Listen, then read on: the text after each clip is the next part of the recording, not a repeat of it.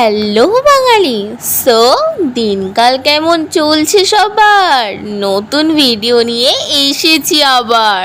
আমরা বাঙালি বস, আমরা সব কিছু করতে পারি। এই যে যেমন ধরো 360 দিন অপেক্ষা করে থাকি মাত্র 5 দিনের আনন্দের জন্য। আমার কাছে তো পুজো আসছে এই ব্যাপারটাই ভালো লাগে। মানে পুজো যদি চলে আসে কিভাবে যে টাইমটা কেটে যায় নিজেরাও বুঝতে পারি না। মা আসছে আর মাত্র কিছু দিনের অপেক্ষা। এই যেমন হাতে গুনে 1 মাস 20-25 দিন মতো বাকি আছে দুর্গাপুজো। সকালে ঘুম ভাঙতেই কানে আসলো ঢাক ঢোল কাসর ঘন্টার আওয়াজ। তাই ছুটতে গেলাম জানলার ধারে, আর গিয়ে দেখি ও মা, এ কি কাণ্ড!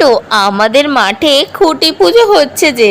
সত্যি বলতে ঘুমের ঘরে ওই কাসর ঘন্টা বাজনার আওয়াজটা পুরো একদম দুর্গাপুজোর মতো লাগছিল শুনতে। বাই দ্য ওয়ে, কারা কারা আমার মতো বনগাঁয় থাকো এবং বনগাঁ থেকে ভিডিওটা দেখছো অবশ্যই কমেন্ট করে জানিও। আমার তো এটাই মনে হয় দুর্গাপুজো মানেই হলো আমাদের শহর বনগাঁ। যারা যারা এখনো পর্যন্ত বনগাঁয় দুর্গাপুজোর সময় আসনি, আমি তো তাদের উদ্দেশ্যে বলবো তারা একবার হলেও দুর্গাপুজোর সময় বনগাঁতে এসে ঘুরে যেও। তো ফাইনালি আমাদের বাড়ির পাশের মাঠে খুঁটি পুজোটা হয়ে গেল।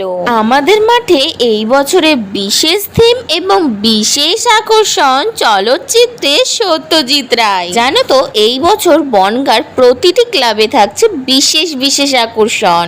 তবে দুর্গাপুজোর জন্য কে কতটা এক্সাইটেড অবশ্যই কমেন্ট করে জানিও। আর তোমাদের ওখানে কি থিম হচ্ছে এই বছর সেটাও অবশ্যই বলে যেও। আচ্ছা, তোমাদের কি দুর্গাপুজোর শপিং অ্যান্ড প্ল্যানিং সব কমপ্লিট? আমার কিন্তু এখনো কিছুই শুরু হয়নি। এইবার বলো, এই বছর দুর্গাপুজোয় কারা কারা বনগাঁয় আসার প্ল্যানিং করেছো?